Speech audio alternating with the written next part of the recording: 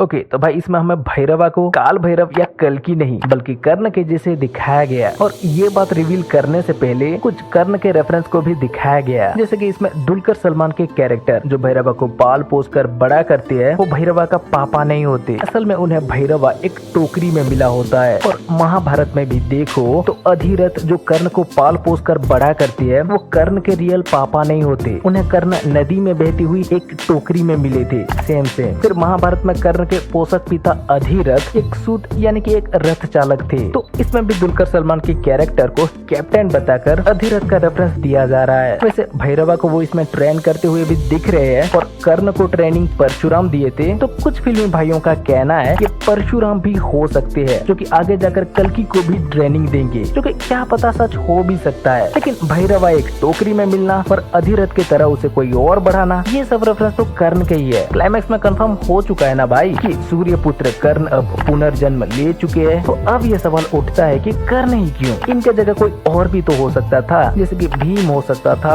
अर्जुन हो सकता था, या मेकर चाहते तो वो किसी और का पुनर्जन्म करा सकते थे, या भैरवा को किसी चिरंजीवी के जैसे भी दिखा सकते थे। पर नहीं, वो भैरवा को कर्ण ही क्यों दिखाए? ये मूवी का एक बहुत बड़ा ट्विस्ट था, क्योंकि 3-4 साल से ये मूवी बन रही है, पर किसी ने इसके बारे में सोचा नहीं था। सब बोल रहे थे कि प्रभास कल्कि होंगे, काल भैरव होंगे, और मूवी आने के बाद मेकर्स भी लाइक फानी डिसीजन क्यों लिए? क्योंकि भाई अर्जुन के गांडीव धनुष भगवान से लिंक था। इसमें काउंसलर पानी भी ये बोलते हुए दिख रहा है कि भगवान जब इस धरती पर रहते थे तब ये अस्त्र बना था, और जब भगवान चले गए तो इसकी शक्ति भी उन्हीं के साथ चली गई, और अब इसकी शक्ति वापस आ गई है, यानी कि भगवान भी आ रहे हैं। तो हाँ, ये बात तो सच है। जब श्री कृष्ण अंत में शरीर त्याग दिए तो उनके साथ गांडीव की पावर भी चला गया था। कई ज्ञानी लोग कहते हैं कि उसके बाद अर्जुन और गांडीव को उठा भी नहीं पा रहे थे, तो वो उसे वहीं छोड़ दिए श्री कृष्ण जाने के बाद, और वो गांडीव को हाथ नहीं लगाए। और अब जब 6000 साल बाद भगवान कल्कि अवतार लेकर आने का संकेत मिलता है, वो संकेत को देखकर अश्वत्थामा मणि धारण करते हैं, तब उसी समय ये गांडीव धनुष भी एक्टिव हो जाता है। मतलब भगवान आने के साथ इस धनुष की पावर भी वापस आ जाता है। भाई काउंसलर वानी एकदम सही था, लेकिन गड़बड़ी यहाँ ये हो जाता है कि तब गांडीव धनुष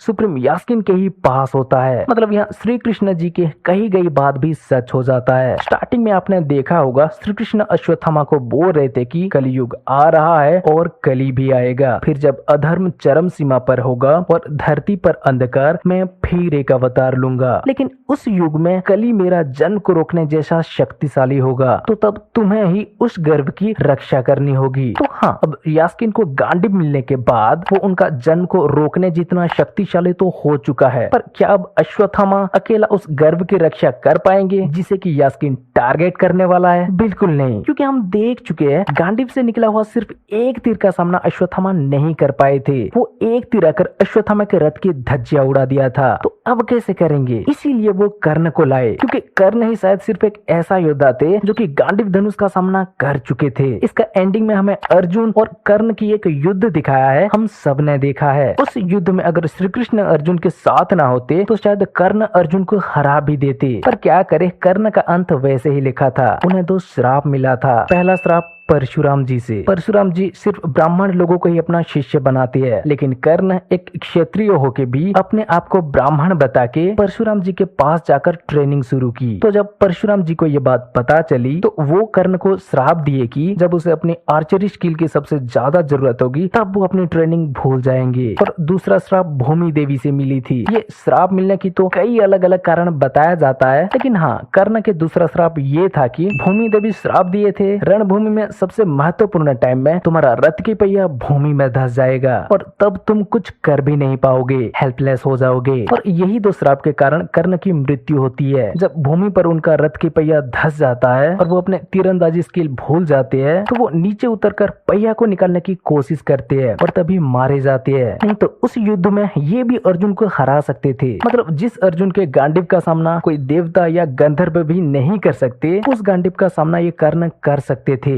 इसीलिए वो कर्ण को लाए ताकि यास्किन गांडीव धनुष चलाते समय कर्ण अश्वत्थामा की मदद कर पाए। और ये बात का हिंट वो कर्ण कर्ण वाली ट्विस्ट रिवील करते टाइम भी देती है भाई। महाभारत के युद्ध में हमने देखा अश्वत्थामा जब गांडीव धनुष की वार से हार रहे थे तभी सूर्यपुत्र कर्ण एंट्री मारते हैं और अश्वत्थामा को बचा के गांडीवधारी अर्जुन से वो खुद भिड़ जाते हैं। और कल्कि का एंडिंग में भी हमने देखा अश्वत्थामा जब कमांडर मानस का जाल में फंस जाते हैं तभी भैरवा रूपी कर्ण एंट्री मारकर रेडर से लड़ते हैं। बोले तो तब भी अश्वत्थामा हारते समय कर्ण पहुंच गए थे और अब भी। इसका मतलब आप समझ सकते हो आगे जब खुद यास्किन आकर गांडीव से प्रहार करेगा तो अश्वत्थामा को कैसे कर्ण की जरूरत पड़ेगा। तो हाँ ब्रो, इसीलिए वो कर्ण का पुनर्जन्म लाए क्योंकि इन्हें गांडीव धनुष की सामना करना था। और गांडीव धनुष को वो इसमें इसलिए लाए क्योंकि यास्किन को चिरंजीवियों से भी भिड़ सकते हैं कितना पावरफुल दिखाना था। अब अगर उसके पास ऐसा बड़ा कोई दिव्य अस्त्र ना हो तो सिर्फ आज के टाइम की ही टेक्नोलॉजी से वो थोड़ी ना चिरंजीवियों का सामना कर पाएगा यार। उन सबके पास दिव्य अस्त्र है तो विलन को भी तो एक चाहिए ना। हाँ, पर कुछ फिल्मी भाइयों का ये भी कहना है कि सूर्यपुत्र और इंद्रपुत्र इनका हर युग में युद्ध सुनिश्चित है होता रहता है। पहले त्रेता युग में इंद्रपुत्र बाली थे और सूर्यपुत्र सुग्रीव, इनका लड़ाई